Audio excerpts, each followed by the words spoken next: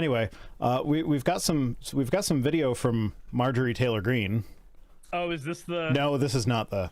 That comes later. I do have that as well. Okay.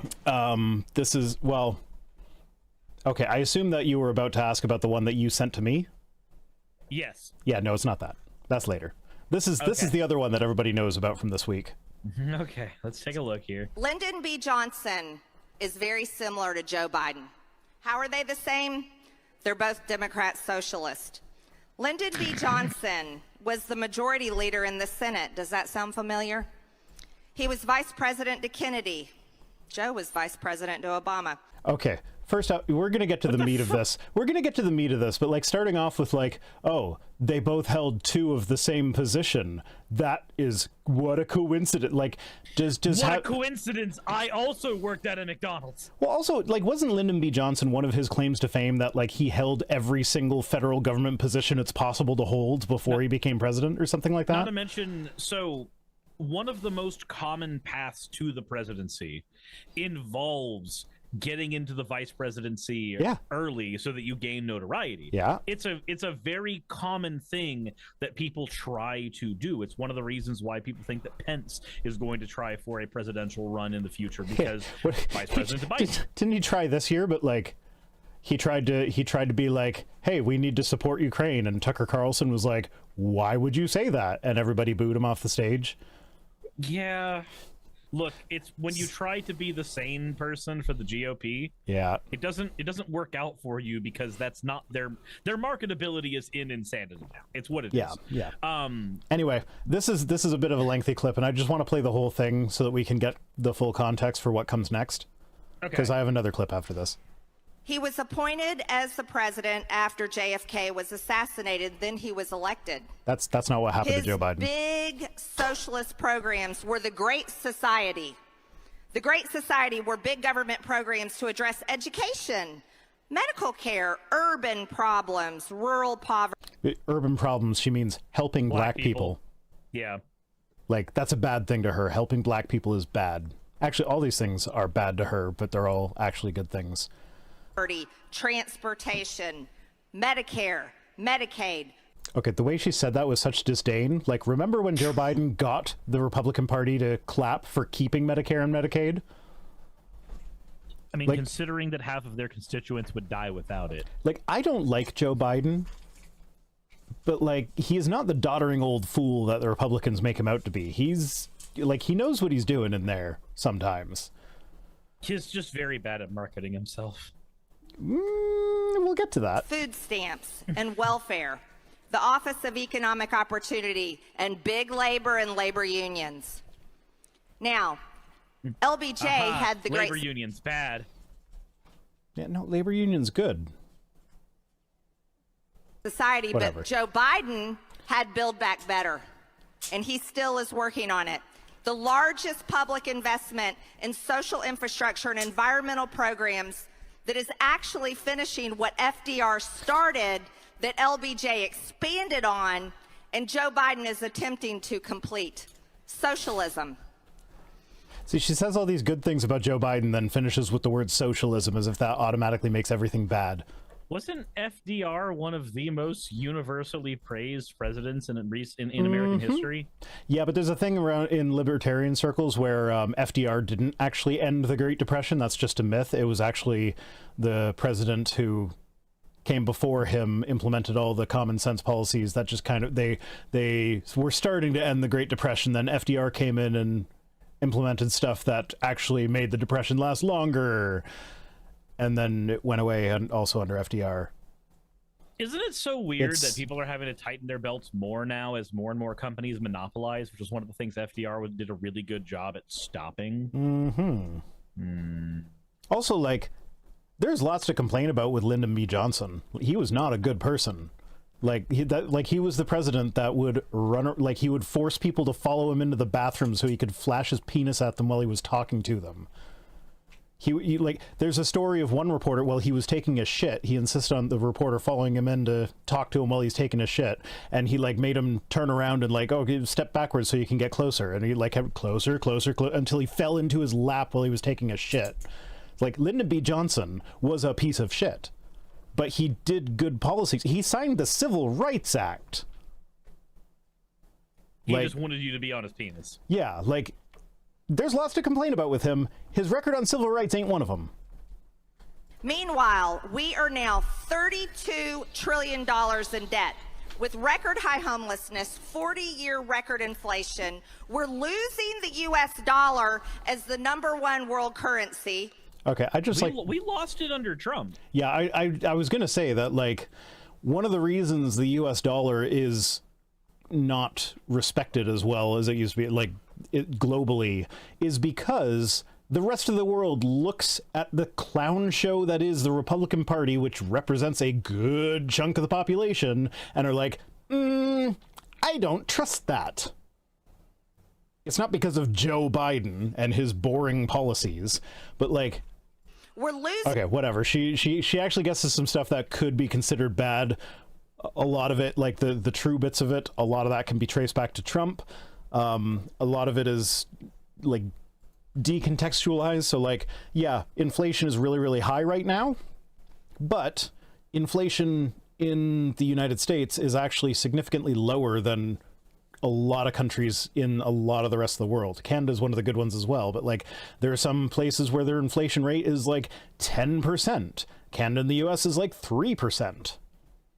So it's like, this inflation thing is a global thing, and Canada and the U.S. have been pretty insulated from it compared to the rest of the world. Especially if you consider the fact that, okay, the United States, we were at, like, what, 9-10% inflation rate literally just a couple months ago, but now we are sitting at 3%. Like, yeah, there is still inflation, but it's not increasing quite as rapidly. Now, if only we had big labor unions or something to make sure that employees got paid enough to survive in inflation.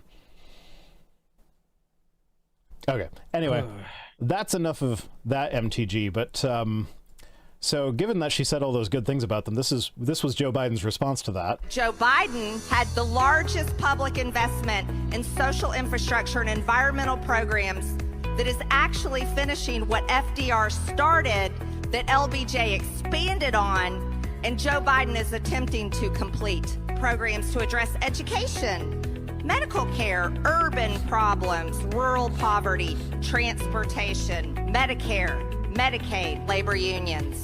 And he still is working on it.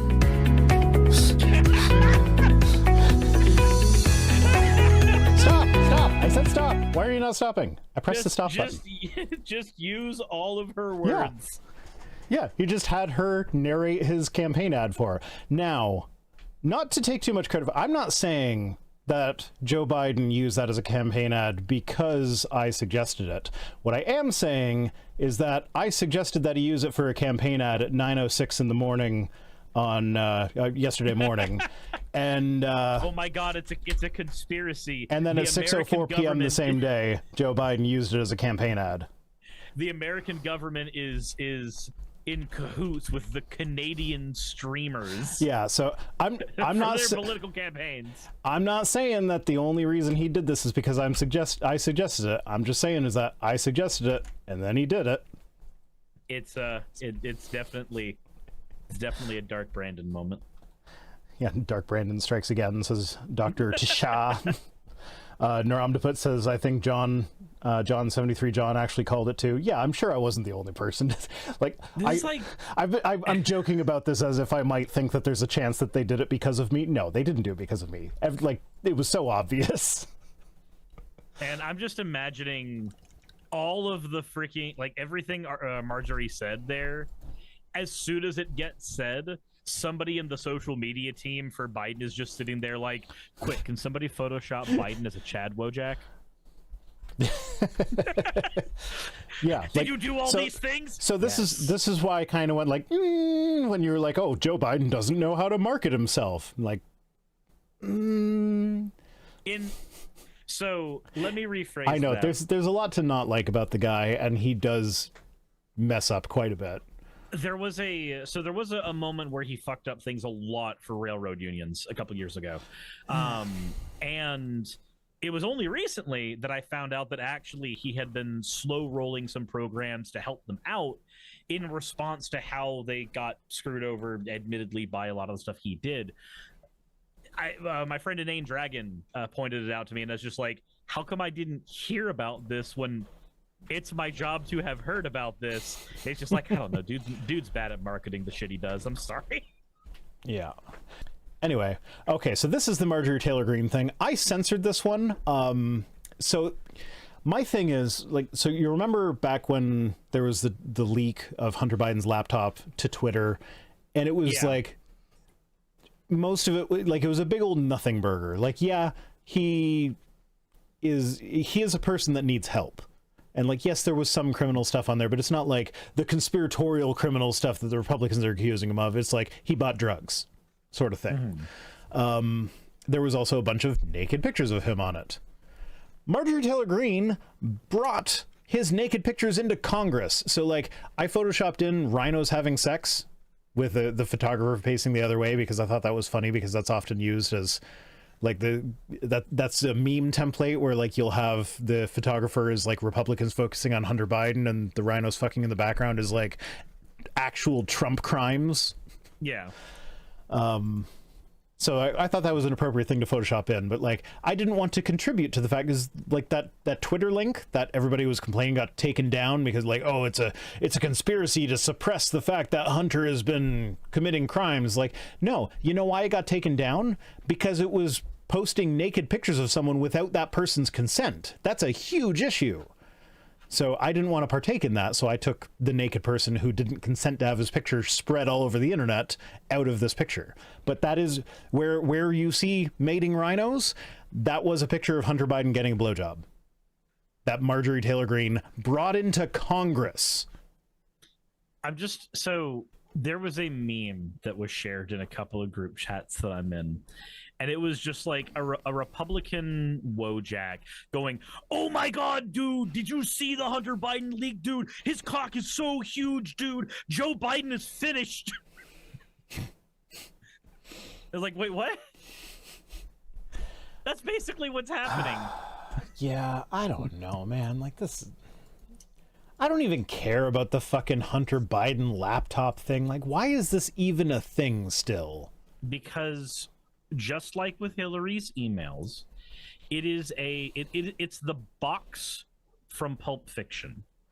Yeah, but, Nobody. Okay, did Hunter Biden get a government position because daddy appointed him even though he didn't have any qualifications? You know, like every single one of Trump's kids and their spouses got?